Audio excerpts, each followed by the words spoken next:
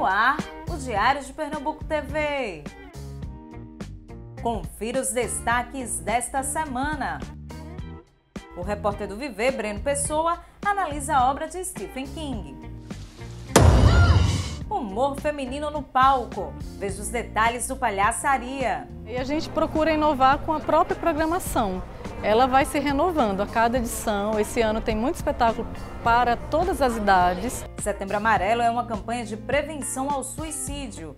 Segundo a Organização Mundial de Saúde, no Brasil ocorrem cerca de 12 mil mortes por ano.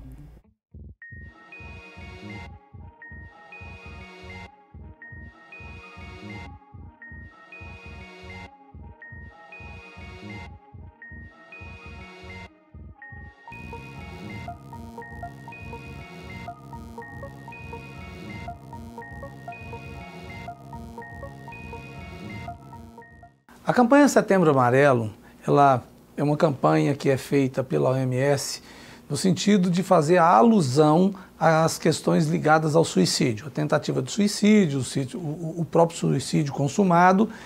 E em 2014, a Associação Brasileira de Psiquiatria e o Conselho Federal de Medicina trouxeram essa campanha para o Brasil e chamou vários parceiros para fazer parte dessa campanha. Na realidade, o suicídio é um caso de saúde pública, né? Os dados que nós temos da Organização Mundial de Saúde são alarmantes. Para você ter uma ideia, são cerca de 800 mil suicídios por ano no mundo todo. A principal dificuldade de lidar com esse tema é a falta de informação. A população, de modo geral, desconhece as causas, desconhece os sinais que a pessoa dá, desconhece esses números alarmantes. E por isso tem muito tabu, tem muito preconceito. Vamos dizer que o Se Matar entra como um projeto. O projeto de morte passa a ser o projeto de vida daquela pessoa. Agora, o porquê disso? Porque a morte tornou-se o único projeto sustentável na vida daquela pessoa. Então, aí a gente tem as particularidades, né? Mas não tenha dúvida que por trás de todo suicida há uma enorme angústia e muitas vezes uma culpa desmedida, um sentimento masoquista em relação aos erros, fracassos, dificuldades da vida. Nenhum de nós está imune a um quadro de depressão aguda. Então é preciso tirar esse estigma. A pessoa que está em sofrimento, em angústia, com ideias suicidas, ela tem que ser vista como qualquer paciente que está numa crise hipertensiva, uma crise de glicemia, ou seja, é um paciente de risco, né? Isso precisa ser tratado como uma situação de risco tal qual qualquer outra doença. Nós temos várias doenças psiquiátricas que podem levar a isso, mas nós sabemos que 35,8% das pessoas que suicidam têm transtornos afetivos, que está incluso aí a depressão. 22,4% das pessoas que suicidam tem uso abusivo de substâncias, dependência ou uso abusivo de substâncias psicoativas. Isso está incluso o álcool e outras drogas.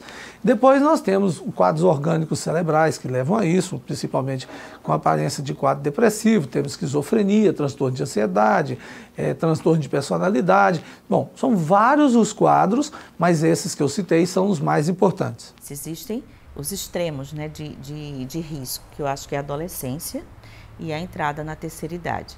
E a adolescência é, de fato, uma fase bastante delicada pelas questões biopsicossociais, né? Há mudanças hormonais, há uma questão de identidade que está sendo constituída realmente, há uma questão de pressão interna e pressão social muito grande pela saída da infância para a fase adulta, né?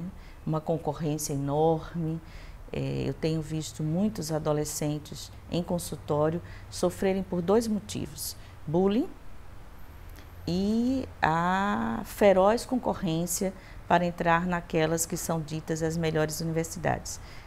A aposentadoria é uma fase muito perigosa também, porque é uma sensação de menos-valia. Aquelas pessoas que são muito devotadas ao trabalho, que durante a vida não encontraram outras significações, quando se aposentam, muitas vezes se veem num buraco. E aí você vê, muitas vezes, o uso do álcool, Porque o álcool é uma droga lícita. Das 9 horas da manhã a pessoa já está com uma cerveja aberta, 8 horas da manhã já está com um uísque na mão. Né? O que significa isso? Será que isso é um risco ou não é? Então, ficar alerta, né? E falar. Se está sofrendo, fale. Procure um amigo, procure CVV, procure seu médico, procure ajuda. O Centro de Valorização da Vida ele existe no Brasil há 55 anos, foi fundado em 1962 e hoje em dia ele existe em 78 cidades, 78 localidades, inclusive o Distrito Federal. A gente presta um serviço de apoio emocional, que é uma possibilidade das pessoas que querem desabafar, querem conversar, ligar para a gente, porque nós entendemos que isto é uma forma de prevenção, valorizar a vida. E nós temos aqui em Recife, especificamente, 49 voluntários que a gente presta apoio emocional em forma de plantão, 24 horas por dia, 7 dias por semana. E no Brasil todo nós temos 2.300 voluntários que têm essa missão de fazer parte da rede de prevenção ao suicídio. Quando você ouve verdadeiramente uma pessoa e não minimiza o problema dela, ela se sente mais confiante de conversar. E conversar, desabafar é uma forma de aliviar as tensões e de ser ouvido é o que muitas pessoas buscam quando estão se sentindo assim muito deprimida, muito solitária, que não vê mais sentido na vida. Então cada um de nós pode colaborar dessa forma. Mas se a pessoa está em crise, como chama, né? Aí você tem que levar realmente para os pontos de apoio mesmo psicológico, psiquiátrico, né, da rede de saúde mesmo. Nós precisamos lembrar que essa campanha não tem dono, mas tem responsabilidade. As pessoas não podem achar que podem falar sobre esse tema por aí sem ter conhecimento científico. Para falar sobre isso, é preciso ter conhecimento, é preciso saber como falar, de que maneira você vai abordar, vai colocar isso na imprensa, porque tem maneiras que são completamente erradas. Por exemplo, citar como as pessoas suicidaram, isso é errado, você não deve falar. Não tem que glamourizar isso, o ato de alguém que suicidou, onde a pessoa suicidou, como a pessoa suicidou, isso tudo é negativo. Nós temos que saber cuidar adequadamente disso, sob pena de fazer mais mal do que bem. E isso é muito ruim.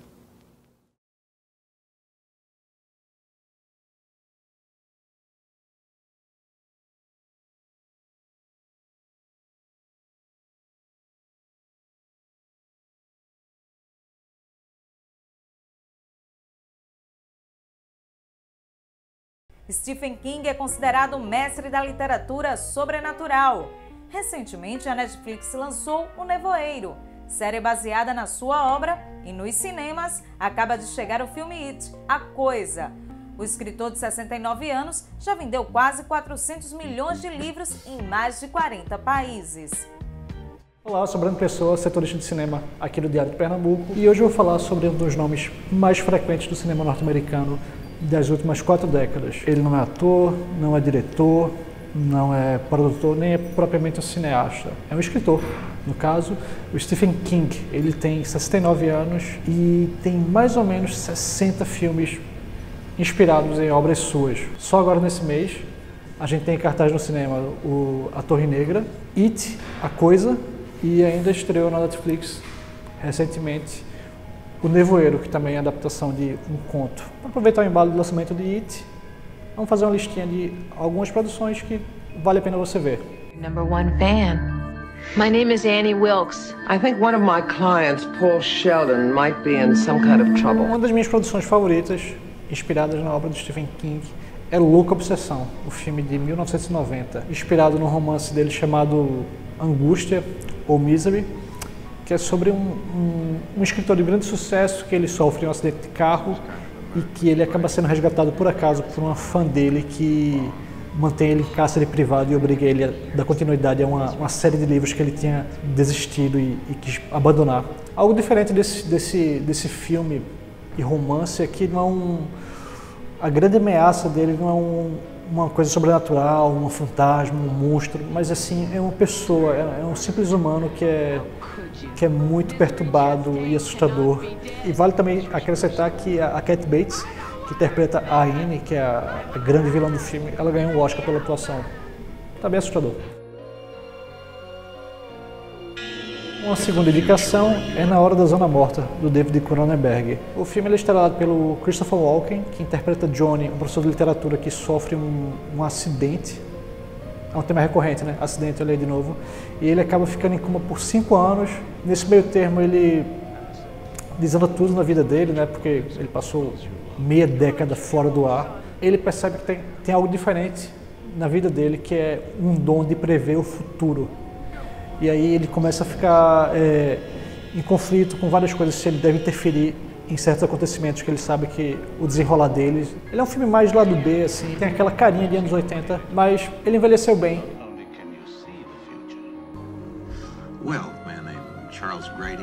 É clichê, é inevitável, mas a gente tem que citar O Iluminado, que continua sendo uma das melhores adaptações de livros de Stephen King, embora o próprio autor não goste muito, porque ele toma um monte de liberdades criativas em relação ao romance original. Uma das grandes diferenças do livro para o filme, que é justamente o alvo das maiores críticas do King, é justamente a mudança na personalidade do Jack, o personagem principal, que é interpretado pelo Jack Nicholson. Enquanto no livro ele tem um histórico de alcoolismo e muito do comportamento dele que a gente vê no hotel parece ser um efeito da falta de bebida, da privação. No filme, não, ele é um cara legal, de família, que passa a ficar transtornado só por conta de tudo que está acontecendo naquele hotel. Embora talvez o livro tenha um background mais interessante de drama psicológico, essa mudança do filme do Kubrick acabou abrindo espaço para uma atuação bem interessante do Jack Nicholson, que tem uma mudança assim abrupta de personalidade. Ela é muito bem-vinda por conta da atuação do Jack Nicholson, que arrasa no filme, né? Outro baita filme é Um Sonho de Liberdade, que é dirigido pelo Frank Darabont. Frank Darabont, ele é mais conhecido como um dos criadores da série de TV do The Walking Dead. Ele pode ser considerado um especialista na obra do King. Ele tem 5 filmes adaptados de livros dele, incluindo A Espera de um Milagre, e o mais recente deles foi o Nevoeiro, de 2007. Um Sonho de Liberdade tem tudo que a gente espera de um bom filme de prisão. Tem um plano de fuga, tem um personagem principal que é um injustiçado, tem o Morgan Freeman. Morgan Freeman sempre é bom. É considerado também um dos filmes mais injustiçados pelo Oscar. Ele concorreu no ano a melhor filme com o Forrest Gump e acabou não levando a melhor.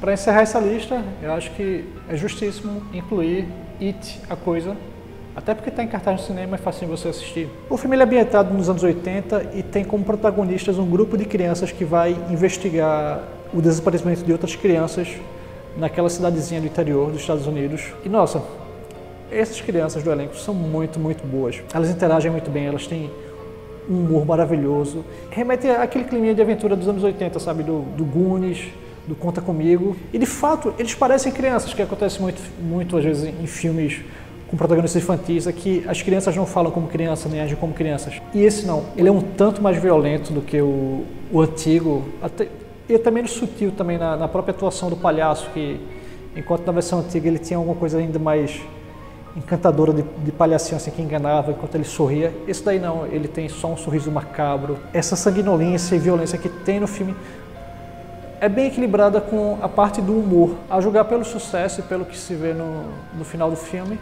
o filme vai ter uma sequência, até porque ele só abarca a primeira metade do livro. A sequência vai se passar já com os personagens adultos tendo que lidar novamente de alguma maneira com o Pennywise. Nós fomos conferir a 3ª edição do Palhaçaria, Festival Internacional de Palhaças do Recife, que segue em cartaz até o próximo domingo nos teatros Hermílio Borba Filho, Apolo e na Praça do Arsenal.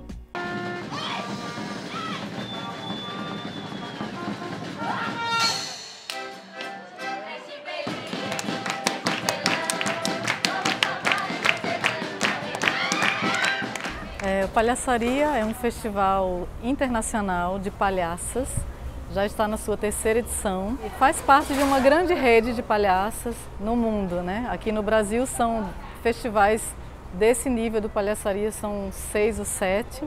Né? O primeiro foi no Rio de Janeiro, esse monte de mulher palhaça que nos inspirou a criar o nosso do Recife. Então depois a gente conheceu o de Brasília, que é Encontro de Mulheres Palhaças de Brasília, tem o de São Paulo, tem o de Belo Horizonte. Então uma grande mostra dos trabalhos das palhaças ao redor do mundo, o que as palhaças estão pesquisando, o que elas estão querendo dizer com seu humor, suas nuances, suas características femininas. E é um festival que acolhe espetáculos para adultos e para crianças. Traz também outras linguagens que faz parte da linguagem do palhaço, como o bufão, como o burlesque também. A primeira coisa que a gente fala é a abertura de mercado para profissionais que hoje se revelam, né? A gente tem mulheres que atuam na palhaçaria há muitos anos, mais de 20 anos, né? Que são mestras, que dão formação, formam outras palhaças. A grande importância disso tudo é uma importância para a própria mulher como cidadã, né? Como pessoa na sociedade que merece espaço, merece respeito, expressão. A palhaça, na verdade, ela ajuda a mulher também a se revelar, a ter liberdade, né? E é um ofício, um trabalho como outro qualquer, né? A palhaça também, eu acho que traz um lado para a mulher de liberdade, de expressão, de rebelião também, né? A palhaça tem a permissão de fazer muitas coisas que ajudam a mulher também a se expressar. Nós, seres humanos em geral, nós somos criados para fazer sucesso, para brilhar, para acertar. E os homens, né, historicamente, os homens têm mais permissão para errar. Só que nós mulheres também queremos errar no bom sentido, né? Então a palhaça, ela também quer percorrer esse caminho do ridículo, de mostrar o lado também bufão que todo ser humano tem, né? O seu lado clownesco. Então, sim, durante muito tempo foi um universo masculino. Mais de 20 anos, 30 anos para cá, muitas palhaças têm surgido com a intenção mesmo de experimentar esse caminho do erro. A gente tem reforçado que a linguagem da palhaçaria ela não é só uma linguagem que traz essas características que as pessoas pensam só de alegria, né? Assim, então a gente tem algumas palhaças que vão por linhas mais estranhas, mais, digamos assim, trabalhando um universo estranho, um universo menos lúdico, e a gente faz questão de trazer.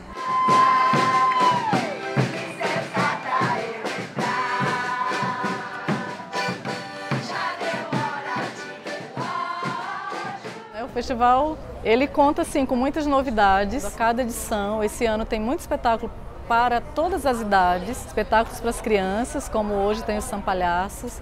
Todos os espetáculos das 19h30 pode acolher crianças. A gente tem uma inovação com o Circo de Soleides, que são 5 palhaças de São Paulo que estão com um canal no YouTube e elas fazem lives, então elas estão aqui fazendo as lives, jogando no canal. A gente esse ano está trazendo uma companhia de repertório pela primeira vez, o Las Cabaças, que tem uma longa estrada de pesquisa continuada.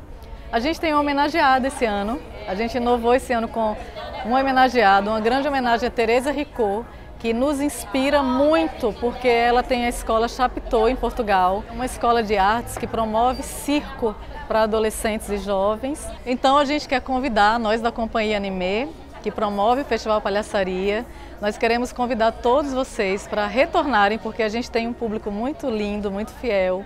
Venham de hoje a domingo, todos os dias, os 2 espetáculos por dia. No dia 17, que é o domingo, a gente vai se apresentar com a banda As Levianas, a banda de palhaços daqui do Recife, fechando numa grande celebração. Então venham! Estamos aqui para celebrar o casamento de Vina Rosa e João! O Diário de Pernambuco TV fica por aqui. Te encontro na próxima semana. Até lá!